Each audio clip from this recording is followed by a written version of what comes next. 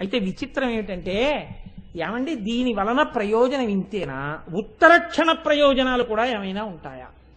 ఆర్యా దిశతి అని దుర్వాసో మహర్షి చేశారు. నిన్న రోజున చెప్పానే, మహానుభావుడు అమ్మవారిని ఇలా ఎదురుగుండా చూస్తూ స్తోత్రం చేశారు.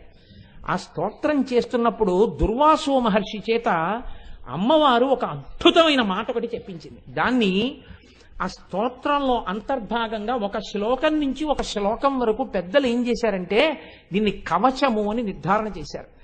ఆ శ్లోకాలు విన్నా, ఆ శ్లోకాలు పలికిన ఉత్తరక్షణ ప్రయోజనం వస్తుంది. దీన్ని సాధారణంగా ఏం చేస్తారంటే ప్రతిరోజు ఇంట్లో యజమాని చదవాలి. ప్రతిరోజు యజమాని చదువుకుంటూ ఉండాలి. యజమాని చదివినా ఎప్పుడైనా తన వారికి ఆపదొస్తోందేమో అని భయం వేసినా స్నానం చేసి ఇది ఒకసారి చదువుకోవాలి. ప్రతిరోజు యజమాని చదువుకోవలసింది కవచం, ఉపదేశం తీసుకుని. అందులో దుర్వాసో మహర్షికి ఎలా కనపడ్డాయో తెలుసా అండి అమ్మవారి యొక్క నామాలు? మనం కురువిందమణిశ్రేణీ కనత్కోటి ఇరమండిత అని వశిన్యాది దేవతలు అన్నారు. దుర్వాసుడు అన్నాడు, మహానుభావుడు ఆర్యా దిశతిలో, లలితా పాతు శిరోమే. లలిత అని మీరు అనగానే తలకాయ రక్షింపబడుతుంది. ప్రమాదం ఏదన్నా ముంచుకొచ్చేస్తుంటే తలకాయకి లలిత అంటే తలకాయ రక్షింపబడుతుంది. లలాటమంబాచ మధుమతి రూప. నుదురు ఏదైనా ప్రమాదానికి గురి కావలసి ఉంటే మధుమతి అన్న మాటతో అమ్మవారిని అంబా మధుమతి అంటే లలాటము రక్షింపబడుతుంది. భ్రూయుగ్మంచ భవానీ పుష్పశరాపాతు లోచన ద్వంద్వం. కళ్ళు రెండు రక్షింపబడాలంటే, కళ్ళకి ప్రమాదం జరగకూడదనుకుంటే ప్రతిరోజు ఏమో ఏ రోజున ఏ ప్రమాదం వస్తుందో ఎవరికి తెలుసు. అందుకని పుష్పశరాపాతు లోచన ద్వంద్వం, పుష్పశరా అన్న పేరు ఒక్కసారి పలికితే రెండు కళ్ళు రక్షింపబడతాయి. పాయాన్నాసాం బాలా, ముక్కు రక్షింపబడుతుంది బాలా అన్న మాట అంటే. శుభగా దంతాశ్చ, శుభగా అన్న మాట అంటే దంతములు రక్షింపబడతాయి. సుందరీ జిహ్వాం, నాలుక రక్షింపబడుతుంది, తప్పుడు మాటలు మాట్లాడడం, విశేషంగా జిహ్వ కోసం తినడం తగ్గించుకుంటాడు. సుందరి సుందరి సుందరి అన్న మాట వాడితే.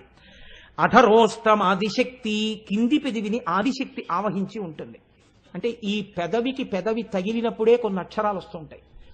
అలా రక్షించేటట్టుగా అమ్మవారు కింది పెదవిని రక్షించాలంటే ఆదిశక్తి అనాలి. చక్రేశీ పాతుమే చిరంచిబుకం, గడ్డం రక్షింపబడాలంటే అమ్మవారిని చక్రేశీ అని పిలవాలి. కామేశ్వరీ చకర్ణౌ, కామేశ్వరి అని పిలిస్తే చెవులు రక్షింపబడతాయి.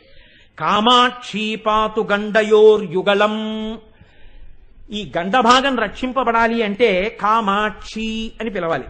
శృంగారనాయిక శృంగారనాయిక వ్యాద్వక్త్రం, ముఖమంతా రక్షింపబడాలి అంటే శృంగారనాయిక అని పిలవాలి. నేను ఈ మాట ఎందుకు చెప్తున్నాను, ఎందుకు ఇవాళ దీన్ని ప్రత్యేకంగా చదువుతున్నాను అన్నదానికి మీకు ఒక రహస్యం చెప్తాను. పేర్లు చెప్పడం నాకు ఇష్టం లేదు, కానీ ఒక గొప్ప అధికారి భార్య మెరుపు తీగ ఏరి కోరి ఒక గొప్ప అధికారికి ఇచ్చి వివాహం చేశారు. ఇద్దరు పెళ్ళే 6 నెలలు ఎంత సంతోషంగానో జీవితం గడుపుతున్నారు. చిన్న వయస్సులో గొప్ప అధికారి ఆయన ఎంత స్థాయికి పెడతాడు. ఈమెయో మెరుపు తీగ, అన్యోన్యమైన దాంపత్యం. ఆ తల్లి ఒకనాడు బాత్రూంలోకి వెళ్ళి గీజర్ స్విచ్ ఆన్ చేసుకుని లోపలికి వెళ్ళింది. వేడినీళ్లు పోసుకుందాం అనుకుని పంపు తిప్పింది, గీజర్ పేలిపోయింది. ఆ మరుగునీళ్ళన్నీ వచ్చి మీద పడిపోయి తలుపు లోపల వేసి ఉంది. ఆవిడ స్పృహ తప్పి పడిపోయింది ఆ వేడినీళ్ళలో. ఆ తలుపు కొట్టి ఆ చప్పుడికి తలుపు పగల కొట్టి పైకి తీసుకొచ్చారు. మాంసపు ముద్దగా బతికి ఉంది ఆవిడ. ప్రమాదం జీవన గతుల్ని మారుస్తుంది. నిన్ను, నీ బిడ్డల్ని, నీ వారిని రక్షించుకోవడానికి అమ్మవారే అనుగ్రహించి నిలబడి దుర్వాసో మహర్షికి దర్శనమిచ్చింది. ఈ పేర్లతో పలికితే నేను ఇలా రక్షిస్తానని. అందుకే ఆ పేర్లు ఒక్కొక్క పేరు ఒక్కొక్క స్థాయిలో ఎలా కాపాడేస్తాయో చూడండి. అందుకనే దాన్ని కవచం అన్నారు. కవచం కట్టుకుంటే ఎలా రక్షిస్తుందో అమ్మవారి పేర్లు కవచమై రక్షిస్తాయి. సింహాసనేశ్వరీ చ గళం, కంఠం రక్షింపబడాలంటే సింహాసనేశ్వరి సింహాసనేశ్వరి అని అమ్మవారిని ఉపాసన చెయ్యాలి. స్కంద ప్రసూచపాతు స్కంధౌ బాహూచపాటలాంగీ మే పాణీచ పద్మనిలయ. అంటే నేను ఇలా చెప్పేస్తుంటే మీకు తెలిసిపోతుందేమో, అన్నీ నేను ఎంతకని చెప్పుకొని రాగలను. పాయాదనిశం నఖావళి విజయ. గోళ్లు పుచ్చుగోళ్ళు అయిపోతే పాడైపోకుండా గోళ్లు రక్షింపబడాలంటే విజయ విజయ అనాలి. అందుకే ఇంట్లో ఆడపిల్లలకి చక్కటి పేర్లు పెట్టేవారు పూర్వం. ఆ పేర్లతో పిలిచేవారు. సరే, ఇంక నేను అండమేందుకు. కోదండిని చ వక్ష. వక్షస్థలం రక్షింపబడాలంటే కోదండిని అనాలి. కుక్షించ వ్యాకులాచల తనూజాహ. పార్వతీదేవి పేరు పలికితే కడుపు రక్షింపబడుతుంది. కళ్యాణీ చ వలగ్నం. నడుము ఎవరికైనా దెబ్బతిని ఇబ్బంది పడుతుంటే వాళ్ళు ఈ కవచంలో ఈ నామాన్ని ఎక్కువ చెప్పాలి, కళ్యాణి కళ్యాణి అని. కటించపాయా కళాధర శిఖండాహ. నడుము యొక్క పైభాగం వంగడం లేవడం ఇలాంటి వాటిలో ఇబ్బందులు వస్తే ఈ కవచంలో ఈ మకుట రేఖ, అమ్మవారు కిరీటం పెట్టుకుని ఆ కిరీటం మీద ఉన్న చంద్రరేఖతో ఉన్న కిరీటం ఉందే, ఈ కిరీటం పెట్టుకున్న నామాన్ని ఎక్కువ అనుసంధానం చేస్తే నడుం మీద భాగంలో వచ్చిన నొప్పులు తగ్గిపోతాయి. అమ్మవారు రక్షిస్తుంది ఆ ప్రాంతాన్ని. అందుకని ఆ కిరీట నామం అంతా రక్షిస్తుంది. ఇది వంగి లేవలేకపోతున్నాడు అనుకోండి, పోట్లు అనుకోండి, ఇక ఏ ఉపాసనకి పనికిరాడు.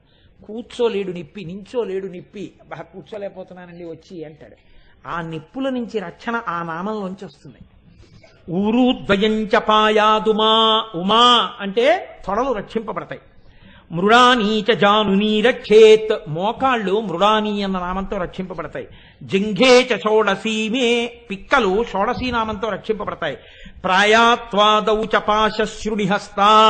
శృణిహస్త అని పిలిస్తే అమ్మవారిని పాదములు రక్షింపబడతాయి. అలాగే ప్రాతపాతు పరమాం దేవి అనుకుంటూ నిద్రలేస్తే ఉదయకాలమునందు ప్రమాదం రాకుండా ఉంటుంది. మధ్యాహ్నే పాతు మణిగృహాధీశ.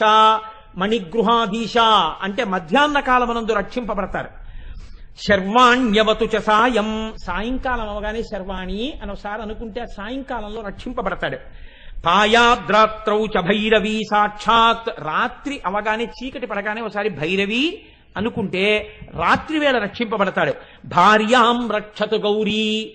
గౌరీదేవిని ఒక్కసారి పూజామందిరంలో యజమాని రోజు ఈ కవచం చదివితే, గౌరీ ఈ శ్లోకాల్ని చదివితే చాలండి, చదువుతుంటే గౌరీ అనడం వల్ల భార్య రక్షింపబడుతుంటుంది.